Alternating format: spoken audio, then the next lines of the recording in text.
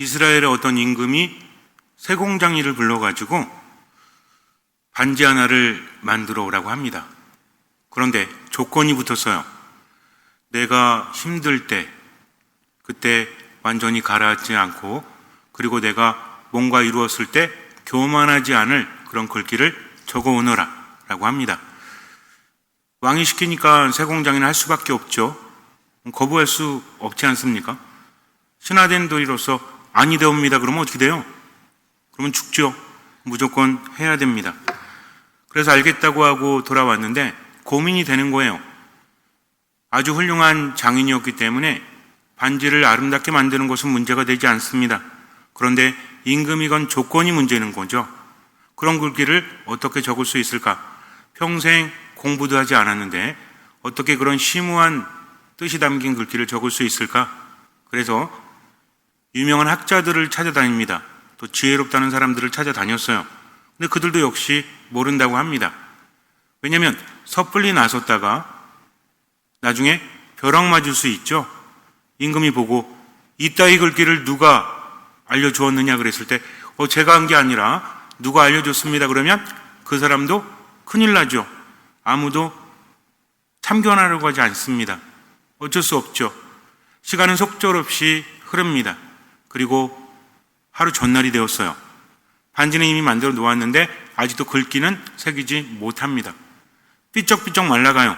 이러다가 죽을지도 모른다. 도망갈 수도 없고 어떻게 할 수 없잖아요. 그래서 왕궁 정원을 돌아다니면서 깊은 생각이 빠져 있는데 뾰족한 수가 생각나지 않습니다. 왔다 갔다 하면서 혼자 미친 사람처럼 중얼중얼 거리는 거예요. 가만히 있자니 불안하고 이것저것 되뇌어 보지만 마땅한 게 없습니다. 그런데 한 아이가 뭐 하는 거냐? 라고 물어요. 웬 아이가 말하니 깜짝 놀라서 돌아봤죠. 아니 어디 싸가지 없는 아이가 나에게 저렇게 반말을 하는가 봤더니 왕자였어요. 왕자니까 하드를 할 수 있는 거죠. 깜짝 놀라서 왕자님, 제가 고민이 있어서 그럽니다. 10살 정도 된 아이였는데 고민이 뭔데? 이러저런 일이 있어서 이렇게 고민하고 있습니다. 라고 속내를 털어놓습니다. 아이에게 속내를 털어놓는다는 것이 별 의미는 없지만 그래도 아무도 도와주지 않으니까 외로운 거죠. 이렇게 말을 걸어주니까 자기도 모르게 모든 것을 털어놓습니다. 그런데 그 왕자는 매우 똑똑한 아이였어요. 그래서 다른 나라에서도 그 왕자의 지혜를 알아보기 위해서 올 정도로 똑똑한 왕자였기 때문에 한마디로 천재죠. 그러니까 막연한 기대감도 걸고 있었어요. 이야기를 들은 왕자는 잠시 생각에 빠집니다. 한참 생각하더니 손가락을 튕기면서 말해요. 내게 좋은 글귀가 떠올랐는데 한번 들어보겠나? 세공장이는 이리저리 머리를 굴렸죠. 그래, 하늘이 솟아나는 게 아니라 하늘이 무너져도 솟아날 구멍이 있구나. 왜 그렇죠? 왕자잖아요. 그러니까 혹시라도 임금이 마음에 안 들어서 이 글귀를 어떻게 새겼느냐? 누가 알려줬느냐 그랬을 때 왕자님이요. 그러면 죽지 않을지도 모르잖아요. 그래서 한가닥 희망을 걸고 이야기를 듣습니다. 왕자가 이야기를 해줬어요. 얘기를 듣자마자 땅에 넙죽 엎드립니다. 왜냐하면 너무나 기가 막힌 말이었기 때문이에요. 이제 살았구나 라는 생각이 들었습니다. 그래서 당장 가서 반지에 글귀를 새깁니다. 그리고 그 다음날 임금에게 바쳤어요. 임금은 그것을 보더니 매우 흡족해하면서 많은 상을 내렸다고 합니다. 그 글귀는 아마 들어보셨겠죠. 모든 것이 다 지나가기 마련이다 라는 글귀입니다. 이것은 탈무드보다 더 오래된 유대인의 성경 주석 미드라시에 나오는 말입니다. 성경 주석임에 우리는 주목해야 합니다.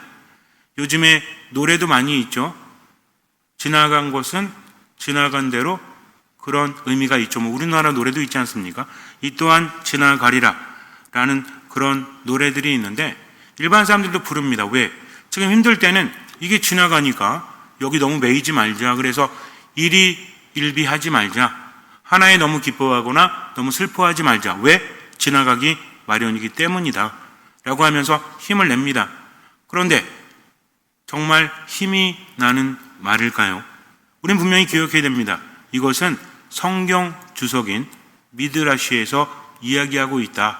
그 말 자체도 어쩌면 힘이 될 수 있지만 더 깊은 의미가 담겨 있다는 것을 우리가 알아야 돼요. 일단 우리가 살아가면서 힘든 이유가 뭐죠? 걱정이 되기 때문입니다. 불안하기 때문입니다. 그런데 걱정과 염려와 불안이 과연 무엇일까요? 일단 걱정, 염려, 불안은 우리를 매우 괴롭히죠. 우리 몸을 괴롭히고 정신을 괴롭히고 마음을 괴롭힙니다. 그런데 이것은 시간의 왜곡이에요. 무슨 얘기냐면 걱정과 불안은 지금의 일 때문이 아니라 이미 일어난 일, 그리고 일어날 일 때문에 우리가 힘들어 한다는 거죠. 즉, 지금 여기가 아니라 지금 어쩌지 못하는 것에 초점이 가 있다는 겁니다. 이거 알죠? 분명히 압니다. 지금 고민하고 염려한다고 해서 바뀔 수 없다는 것을 알면서도 거기 매일 수밖에 없다는 거죠. 중요한 것은 매이기 때문에 에너지를 소진한다는 겁니다. 우리 몸 안에는 에너지가 있죠. 마음에도 에너지가 있고 정신에도 에너지가 있어요. 그런데 어떤 행동을 하지 않아도 에너지는 소진된다는 겁니다. 가만히 있는데도 배고프죠? 만약에 가만히 있으면 에너지가 소진되지 않으면 배고프면 안 되잖아요. 왜 배고프죠? 에너지가 소진되기 때문입니다. 어디가 에너지를 많이 쓴대요? 가만히 있을 때? 우리의 뇌가 에너지를 많이 쓴다라고 하죠. 그래서 과거의 일 때문에 힘들어하거나 미래를 대비하기 위해서 이런저런 생각을 한다. 이런 생각들은 끊임이 없잖아요. 왜? 지금의 일이 아니기 때문에 계속 괴롭히는 겁니다. 그래서 우리 뇌라는 것은 착각을 해요. 일어나지 않은 일임에도 불구하고 자꾸 생각을 하면 지금 일어난 것처럼 반응을 한다는 겁니다. 예를 들어서 최면을 걸잖아요. 최면을 걸고 당신은 개입니다. 그러면 어떻게 해요? 멍멍 짖는데요. 그리고 최면에 걸린 사람한테 손바닥에 얼음을 쥐어주면서 이것은 뜨거운 불똥입니다. 그러면 화상을 입는다고 합니다. 얼음임에도 불구하고 내가 착각을 한다는 거죠. 그래서 어떤 걱정이나 염려라는 것은 실체가 없음에도 불구하고 지금 에너지를 소진시킨다. 그러다 보니까 어떻게 됩니까? 에너지를 소진하다 보니까 지금 해야 될 것을 제대로 하지 못하죠. 집중력이 떨어질 수밖에 없죠. 그 다음에 결정 장애가 생기기도 하죠.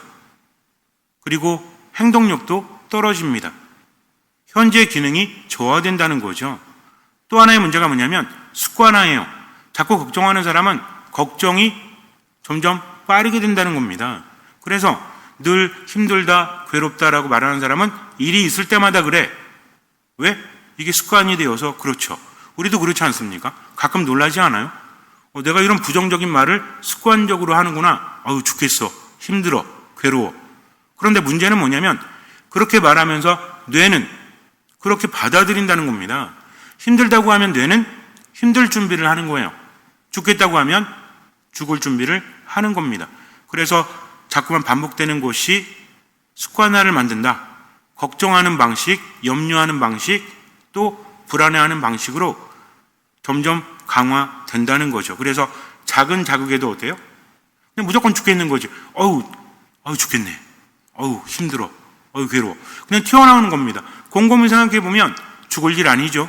힘들 일 아니죠. 그런데도 불구하고 그렇게 좀 뭐라고 해요? 과잉적으로 반응을 하게 된다는 겁니다. 그러면서 어떻게 돼요? 신체적으로, 정신적으로, 또 마음에도 악영향이 있다라는 거죠. 그래서 일단 몸에서 안 좋은 게 나온다고 하죠. 코르티솔이라고 합니다. 스트레스 호르몬이라고 하는데 이런 것들이 많이 나오다 보면 어떻습니까? 우리 걱정이나 염려가 많으면 몸이 긴장이 돼요? 이완이 돼요? 긴장되잖아요? 그럼 잠이 잘 옵니까? 잠이 잘 안 오죠. 그러니까 수면이 방해돼서 불면증에 걸리기도 하고 또 면역력이 저하될 수밖에 없죠. 잔뜩 힘주고 있어 보세요. 잠깐은 괜찮습니다. 그런데 스트레스 호르몬이 장기간 나오게 되면 이게 문제라는 거죠. 잠깐 나오는 건 문제가 안 돼요. 장기간 나오는 게 문제고 또 하나의 문제가 뭔지 아십니까? 툭 하면 나오는 거야. 이것도 습관화가 된다는 거죠. 그러다 보니까 심혈관계에 부담이 되어서 건강이 안 좋아질 수밖에 없다. 아무리 약을 먹고 아무리 좋은 영양식을 한다고 할지라도 자꾸 습관적으로 걱정, 염려, 불안 이런 것들은 연관이 되죠. 걱정과 염려와 불안에 휩싸이게 되면 우울해지죠. 또 하나가 뭐예요? 화가 납니다. 왜? 어쩌지 못하는 것에 자꾸 짜증이 나는 거죠. 그러면서 몸은 점점 안 좋아져요. 또 정신적으로 어떤 결과가 있냐면 우리의 뇌에는 여러 가지 기능이 있는데 일단 알아둬야 될 기능이 두 가지가 있습니다. 하나는 편도체예요. 하나는 전전두엽이다. 근데 이건 안 외우셔도 돼요. 편도체는 뭐냐면 즉각적이고 감정적인 겁니다. 필요할까요? 필요하지 않을까요? 필요해요. 살다가 왜? 갑자기 뭐가 튀어나오면 우리 어떻게 하죠? 피하잖아요. 왜 피하죠? 이게 좋은 건지 안 좋은 건지 모르죠. 여러분들 밤에 길을 가는데 어떤 남자가 툭 튀어나왔어. 그럼 깜짝 놀라죠? 그래갖고 뒤로 물러서지 않습니까? 자세히 봤더니 누구야? 본당 신부야. 그럼 어때요? 긴장이 풀리죠. 근데 일단 피하고 봐야죠. 이게 편도체의 반응입니다. 그렇기 때문에 나쁜 건 아니에요. 문제는 뭐야? 계속해서 얘가 발동되면 문제가 되는 거죠. 근데 다행히도 인간에게는 전전두엽이 있죠. 뭡니까? 생각해 보는 겁니다. 갑자기 슬픈 일이 있거나 화가 나는 일이 있거나 우울한 일이 있을 때 몸이 반응하지만 생각해 보는 거죠. 아니, 괜찮잖아. 뭐 염려한다고 해서 바뀔 게 있어? 라고 분석하고 합리적으로 생각하는 겁니다. 근데 문제는 뭐냐면 자꾸 걱정하고 염려하고 이렇게 되면 전전두엽의 기능이 떨어진다. 합리적이지 않은 겁니다. 그러니까 어때요? 걱정이 한번 생기면 엄청나게 커지는 거지. 이러면 어떡하지? 저러면 어떡하지? 저러면 어떡하지? 지나고 나니 어때? 별거 아니었네? 그러면은 별거 아니라고 깨달아야 되는데 그런 일이 생기면 또 어때? 또 그러죠. 우리 그런 사람 있잖아요. 아주 호들갑을 떠는 사람들 있죠. 왜 저래? 그 옆에서 영향 받습니까? 안 받습니까? 받잖아요. 바로 이겁니다. 그 사람이 그러고 싶어서가 아니라 그렇게 습관이 되어 있기 때문이다. 또 심리적으로는 어떤 결과가 있냐면 학습된 무기력이라고 합니다. 무기력이 학습되는 거예요. 이전에 안 좋은 기억 때문에 자꾸 그러니 어때요? 조금만 일 봐도 안 될 거야. 나는 실패할 거야. 하면서 무기력해진다는 거죠. 뭡니까? 습관화된다는 거죠. 습관이 매우 중요한 거예요. 그러니까는 자기 자신에 대해서 긍정적일까요? 부정적일까요? 나는 못해. 내 인생은 꼬였어. 하면서 자꾸만 부정적으로 인식을 한다는 거죠. 그러다 보니까 달려듭니까? 피합니까? 회피하는 거예요. 싫은 사람 안 보고 어려운 일 안 하고 그렇게 되는 겁니다. 그럼 문제는 뭐야? 자존감이 올라갈까요? 떨어질까요? 떨어지죠. 순간은 회피하지만 나 이것뿐이 안 되나? 라는 생각이 든다는 겁니다. 더욱더 큰 문제는 이 악순환이 가속화된다는 얘기예요. 점점 심해집니다. 그래서 현재에 머무르지 못하는 습관으로 고착되어진다는 거죠. 그러니 삶이 더 힘들어질 수밖에 없다. 잔디에 물을 뿌릴 때 예전에 요 마당에 잔디에 그 호수인데 이렇게 여러 군데서 나오는 거. 그거 말고 제가 예전에 깔아놓은 거 있었잖아요. 갖다 줘가지고 이렇게 막 나오는 거 있잖아요. 이렇게 뭔지 아세요? 모르셔도 돼요. 어쩌고 긴 호수에 이게 막 나오는 거야. 그 물살이 세야 돼 이게. 왜 구멍이 많아가지고 물살이 세야 막 나오지 않습니까? 근데 어디가 터졌어. 그러니까 저 끝에까지 가요 안 가요? 안 가죠. 왜? 물이 질질 새니까.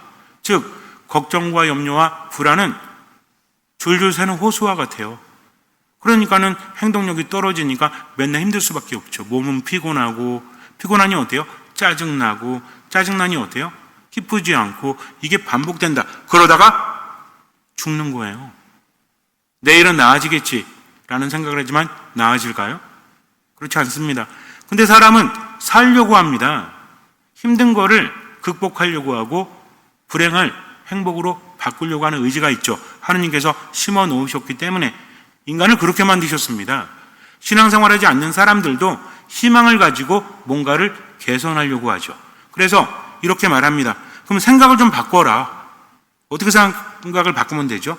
편도체의 반응을 줄이고 전전두엽의 기능을 활성화시키면 된다. 무슨 얘기냐면 감각적이고 즉각적인 것을 줄여라.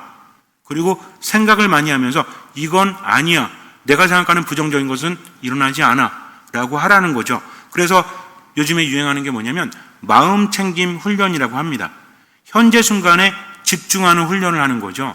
그러니까 옛날에 머물러 있지 말고 다가올 일을 걱정하지 말고 지금을 생각하자. 아무 일도 일어나지 않아. 그러니까 지금을 행복하게 살면 돼. 걱정하지 말자, 두려워하지 말자 하면서 자꾸 생각을 하는 거죠. 그러면서 어떻습니까? 그래, 일어나지 않잖아 하면서 편도체 반응이 점점 떨어지고 전전두엽의 기능이 올라간다는 거죠. 그리고 또 한 가지가 뭐냐면 생각만 하는 게 아니라 문제 해결을 해보는 거예요. 아, 이런 문제가 있었구나. 생각한다 한들 바뀌는 게 없으니까 어떻게 합니까? 일단 해보는 거죠. 그러면서 조금씩 실행을 하는 겁니다. 그러면 어떻게 돼요? 별거 아니네. 이렇게 해결이 되네. 진짜 심각한 사람은 어떤 사람이 있는지 아세요? 분명히 주방을 치워야 되는데 안 치웠어. 밤에 잠을 자는데 신경 쓰여. 이거 치워야 되는데 안 치웠네. 그럼 어떻게 하면 돼? 일어나서 치우면 되죠.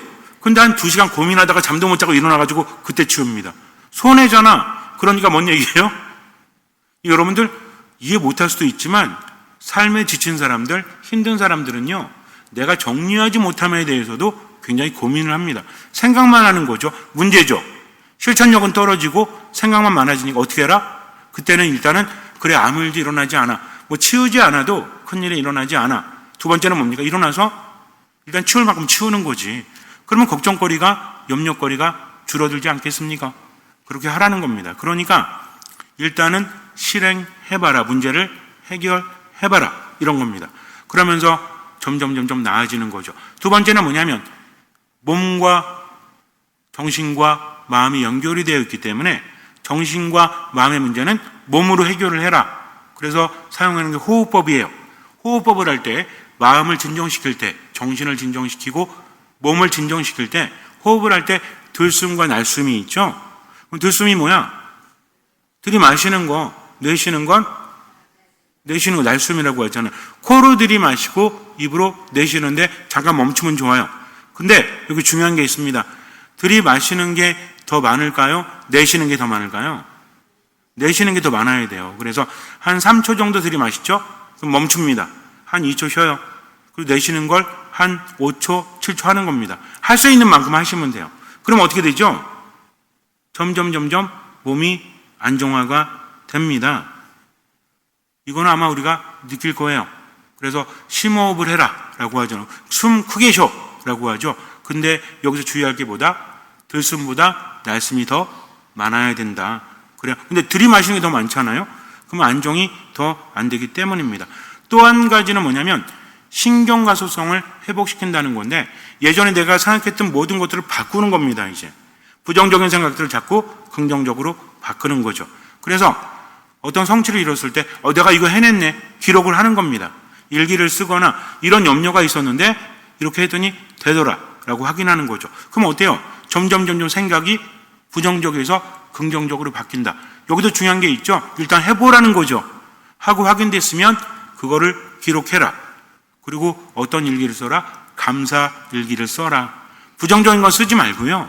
오늘 감사할 게 뭐가 있나? 그럼 어떻게 됩니까? 예전에는 부정적인 것만 생각했는데 감사할 거리를 많이 찾게 되죠. 우리는 일기 써야 안 써요? 귀찮잖아. 무슨 초등학생도 아니고. 그럼 어떻게 하면 돼? 기도하면 돼요. 기도가 이런 겁니다. 그래서 저녁 기도할 때 반송하죠. 잠시 침묵 중에. 뭐예요? 저녁 기도할 때 눈 감고 있나? 그렇게? 그게 아니라 오늘 어떤 일이 있었고 앞에 잘못한 것에 대해서 뉘우치는 거. 그 다음에 하느님께 감사할 거리가 있었나? 이것도 생각해 보는 거죠. 자꾸 이렇게 하면 감사할 거리가 얼마나 많아집니까? 이것도 습관이에요. 감사하지 않는 사람은 감사할 거리가 없어. 그러니 맨날 뭐래? 죽겠다, 힘들다, 괴롭다 하지. 근데 감사할 거리가 있는 사람은 이래서 감사합니다, 저래서 감사합니다 하니까 몸도 마음도 영혼도 즐거워지죠. 그래서 우리는 하감세라고 하죠. 하느님 감사합니다 자꾸 하면 기분이 좋아지고 힘이 나죠. 바로 이겁니다. 그렇게 하라는 거죠. 그런데요, 신앙 안에서가 아니라 하느님을 생각하지 않고 그냥 긍정적인 거 생각하고 심호흡을 하고 이렇게 한다 한들 나아질 게 있나요? 그 순간은 나아지겠지만 인간은 어쨌든 약해지잖아요. 나이가 들면서. 뭡니까? 결국은 모든 것은 지나가기 마련이다. 이 또한 지나가리라. 이건요, 부정적인 것도 지나가지만 긍정적인 것도 지나간다는 겁니다. 젊을 때야 그냥 살면 돼. 나이가 들면서 그래, 안 좋은 일이 있으니 이것도 지나가기 마련이다. 좋은 일도 있는데 이것도 지나가기 마련이다. 힘 빠집니까? 안 빠집니까? 어떻게 생각해 본다면 안 좋은 일이 지나가니까 힘을 낼 수도 있지만 살면 살수록 어때요? 무슨 의미가 있어? 밥 먹으면 뭐해? 또 배 꺼질 건데. 잠을 자면 뭐해? 또 피곤할 건데. 치우면 뭐해? 또 지저분해질 건데. 여러분들이 볼 때는 이게 말이 됩니까? 라고 하는데 마음의 문제가 생기잖아요. 정신의 문제가 생기잖아요. 치울 힘도 없어. 왜? 어차피 어지럽혀질 건데. 그러면서 점점 우울해지고 점점 화가 나는 겁니다. 아무것도 하지 못하는 거죠. 왜냐하면 유한한 삶을 살아가는 우리가 겪고 있는 지금의 삶은 결국 시간이 흐르면 아무 의미가 없다는 것을 스스로 알기 때문입니다. 모든 것이 종국에는 허무라는 것을 안다는 것은 우리의 힘을 빠지게 하죠. 지금도 뭐예요? 지나가면 의미가 없다. 시편 90장 10절에서 이렇게 말합니다. 저희의 횟수는 70년, 근력이 좋으면 80년, 그 가운데 자랑거리라 해도 고생과 고통이며 어느새 지나쳐 버리니 저희는 나는 듯 사라집니다. 나는 듯 사라진대요. 인생이란 게 그래요. 젊을 때는 앞에 많은 날이 남아있는 것 같죠? 지나보니 어때요? 금세라는 것을 압니다. 그러면서 어떻죠? 젊을 때는 살아온 날보다 살아갈 날이 많으니까 그리 신경 쓰이지 않아요. 근데 지금 어때? 여러분들은 어때요? 지금까지 살아온 날보다 앞으로 살아갈 날이 길어요? 짧아요? 짧죠. 지금까지 살아온 날도 나는 듯 날아갔는데 앞으로 살아갈 날도 그와 같지 않습니까? 돈 많으면 뭐예요? 아무리 많이 지식이 쌓이면 뭐예요? 어차피 지나가니까. 그러니까 나이가 들면 들수록 이 말은 어쩌면 위로가 아니라 힘이 빠지는 말로 들릴 수도 있다는 거죠. 시편은 그렇게 말하고 있지 않습니까? 근데 코엘렛 1장 2절에서는 더 심하게 말해. 뭐라고 합니까? 허무로다 허무. 코엘렛이 말한다. 허무로다 허무. 모든 것이 허무로다 라고 합니다. 솔로몬이 지었다고 하죠. 그 많은 부귀를 누렸던 솔로몬도 살아보니 어때요? 아무 의미가 없다라고 말합니다. 우리는 어떻게 살아야 돼요? 우울하게 살다 가야 돼요? 저지 끌려가지고? 아니죠. 우리에게는 이것이 긍정적입니다. 왜냐하면 하느님께서 계시기 때문이죠. 우리가 사는 세상, 이 집이 허물어지면, 우리가 깃들여 살던 이 집이 허물어지면 하늘에 영원한 거처가 마련되기 때문입니다.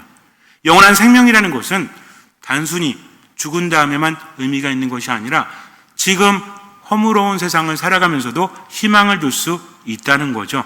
모든 것이 변하지만 하느님은 변하지 않으십니다. 그렇기 때문에 우리는 하느님께 맡기고 지금만 살아가면 된다는 거죠.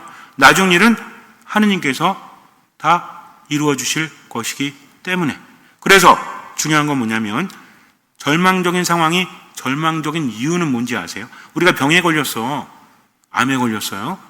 그러면 왜 절망적이죠? 만약에 인간의 수명이 한 1000년 된다고 생각해 보세요.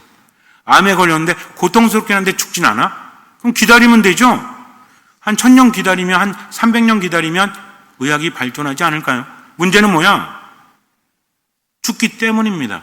인간의 수명은 그렇게 짧기 때문입니다. 우리가 힘든 이유도 여태까지 살아온 날보다 살아갈 날이 짧다는 것을 알기 때문이라는 거죠. 이것이 인간을 불안하게 만들어요. 그러니까 아무리 심호흡을 하고 아무리 생각을 바꾸고 그래도 나이가 든다는 것은 점점 나를 더 불안하게 두렵게 만든다는 겁니다. 우리 뭐라고 그래요? 아니 저 사람은 젊을 땐 안 그러더니 나이 든데 왜 저래? 나이가 든다는 건 뭡니까? 젊은 사람들이 보는 나이 듦은 뭔지 아세요? 편안해지는 겁니다. 어차피 세상에서 다 겪었으니까. 그렇지 않아요? 그러니까 지혜로운 사람이요 흔들리지 않는다고 하죠. 근데 우리끼리 얘기인데 나이 드니 진짜 그래요? 요즘 세상이 그렇지가 않아. 그러니까 어떻게 해야 돼? 변하는 세상이 아니라 하느님께 마음을 둬야 돼요.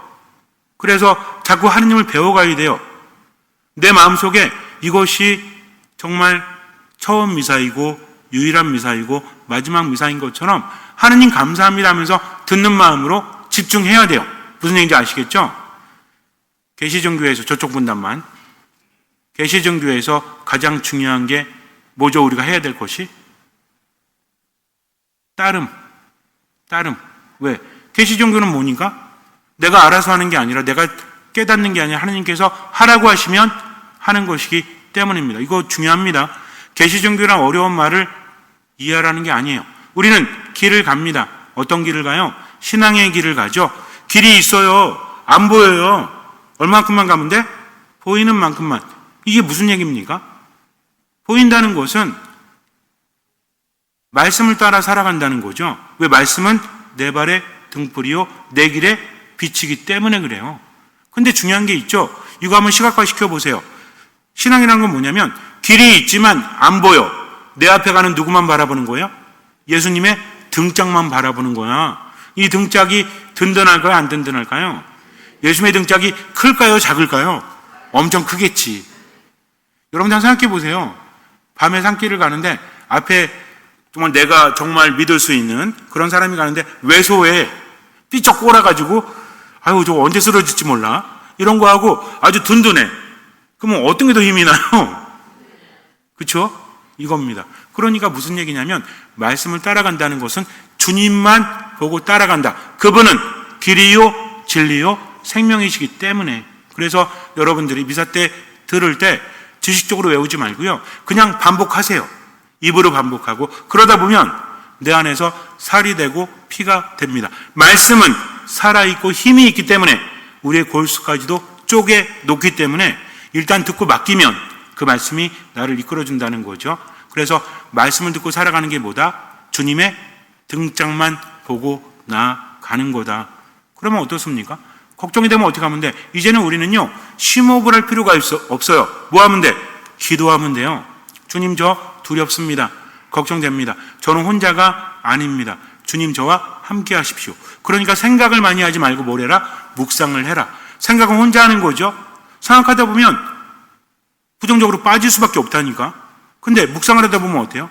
나에게는 불가능하지만 하느님께는 모든 것이 가능하구나. 하느님 말씀하십시오. 제가 말씀 안에 머물겠습니다 하면서 맡기는 거죠. 그러다 보면 점점 어때요? 더 힘이 나고 점점 더 내 안에 걱정과 두려움이 생기면 어때요? 그분께 맡기면 되지. 그렇게 살아가는 겁니다. 중요한 게 뭐냐면 하느님께서 나와 함께 하시는데 그분이 어떤 분이시다? 나를 나보다 더 잘하시고 나를 나보다 더 사랑하시면서 그분께는 불가능함이 없다. 그러니 오직 그분만 보고 살아간다는 거죠. 그러니까 지금 힘들고 괴로울 때 심호흡하는 것도 중요하지만 하느님 생각하면서 하느님 저와 함께 하십시오 하면서 뭘 긋는 거죠? 손목을 거요? 성호를 긋는 거. 성부와 성자와 성령의 이름으로 아멘. 주님 저와 함께 하십시오. 하느님 감사합니다. 듣는 마음으로 당신 안에 머물겠습니다 하면서 가는 거죠. 그러다 보면 점점 우리는 체험을 하게 됩니다. 계시종교는 뭐라고 그랬죠? 그분이 말씀하시면 내 뜻과 다르다고 할지라도 일단 따른다. 따르다 보면 뭐가 주어진다? 체험이 주어진다. 그 체험을 통해서 믿음은 더 성장한다는 거죠. 그러다 보면 깨닫게 됩니다. 인간은 그래요. 처음엔 모르는데요. 자꾸 열심히 하고 하다 보면 깨달음이 있죠. 오의라고 합니다. 오의. 오이가 아니라 오의. 어떤 심오한 깊은 뜻을 깨닫게 돼요. 그러면 어떻게 됩니까? 그 사람은요. 형식이 필요 없어. 예전에 말씀드렸죠. 케니지라는 색소폰 연주자가 있었는데 90년대 초반에 되게 유명했어요. 이 사람이. 우리나라에서 음반도 많이 팔리고 길거리 지나가면 레코드 가게에서 막 그 음악 나오고 또 텔레비전 토크쇼 같은 데서 음악 나오고 이 사람이 되게 잘생겼거든요. 머리도 길고 색소폰 되게 잘 불어요. 근데 이 사람이 순환호흡이 돼가지고 이 소리가 멈추질 않아. 순환호흡 연습 어떻게 한대요? 다른 얘기지만 그 욕조에다가 물을 받아놓고 호수 있죠. 호수를 딱 놓고 계속 부는 거예요. 그러면서 코를 들이마시고 입으로 내쉬는 걸 계속 했는데 이게 돼요? 동시에 된다니까? 왜 됐을까요? 계속 하니까 됐지. 그러니까 그 사람 굉장히 유명했는데 그 사람이 어떤 사람이냐면 색소폰을 불 때 앞으로 안 불어. 옆으로 불어. 그 소리가 나요. 왜 나는지 아십니까? 원래 배울 때 옆으로 불면 혼나죠. 색소폰이 이게 쉬운 게 아닙니다. 클라리넷도 그렇고 정말 집중해야 되거든요. 근데 그 사람 왜 옆으로 불까요? 깨달았기 때문이라니까. 자전거 타고 가는데 두 손 놓고 간다가 아무나 두 손 놨다 어떻게 돼? 바람 자빠지지? 그 사람은 깨달았기 때문입니다. 뭔 얘기인지 아시죠? 이게 인간의 삶이라니까요. 그러니까 하느님께 맡기고 지금의 걱정, 염려, 불안 맡기고 살다 보니까 이 또한 지나가리라. 왜? 하느님께서 함께 하시니까. 하느님이 없다면 이 또한 지나가죠. 안 좋은 것도 지나가고 좋은 것도 지나가고 허물오다. 근데 하느님께서 함께 하시니까 안 좋을 때는 그분이 위로를, 나를 치유하시고 생기를 주시고 좋은 때는 더 좋은 것을 주시니 하느님 감사합니다 하며 사는 거죠. 그렇게 살다 보면 뭘 깨달아요? 다른 거 다 필요 없다. 오직 하느님만으로 충분하구나. 예수님 뭐라고 하십니까? 너희가 악하면서도 자녀들에게는 좋은 것을 줄 줄 알거든 하늘에 계신 아버지께서야 얼마나 더 좋은 것을 주시겠느냐 하면서 뭘 주신대요? 1번 돈, 2번 지식, 3번 성령을 주신다고 하죠. 우리 이러면 안 돼요. 주님 저 성령 말고 돈 주시면 안 돼요. 그러면 안 돼요. 왜? 성령은 하느님이시기 때문입니다. 하느님께서 함께 하시면 뭐가 두렵습니까? 뭐가 불안합니까? 물론 흔들릴 수는 있죠. 그러나 하느님 믿고 지금을 살아가는 거죠. 그때 우리는 깨닫게 됩니다. 하느님을 소유한 사람은 다른 것도 다 소유한 사람이다. 오직 하느님만으로 충분하다. 하느님만으로 넉넉하다라고 하죠. 잠시 눈을 감으세요. 아빌라의 들에서 성녀의 성무일도서 안에 있던 세 줄짜리 짧은 시를 묵상하도록 하겠습니다. 아무것도 너를 어지럽히지 않게 하라. 아무것도 너를 놀라게 하지 마라. 모든 것은 다 지나가기 마련이다. 하느님은 변치 않으시는 분, 인내가 모든 것을 얻게 하리니 하느님을 가진 사람은 아무런 아쉬움이 없고 오직 하느님만으로 넉넉하도다. 하느님만 바라보면서 듣는 마음으로 지금을 살아가세요. 힘들 때, 괴로울 때, 불안과 염려가 나를 덮칠 때에도 하느님 바라보면서 할 수 있는 만큼 보이는 만큼만 살아가세요. 나머지는 맡기세요. 미사, 말씀, 기도 안에서 주님께서는 그 믿음을 보시고 우리 삶에 놀라운 기적을 일으켜 주실 것입니다. 아멘.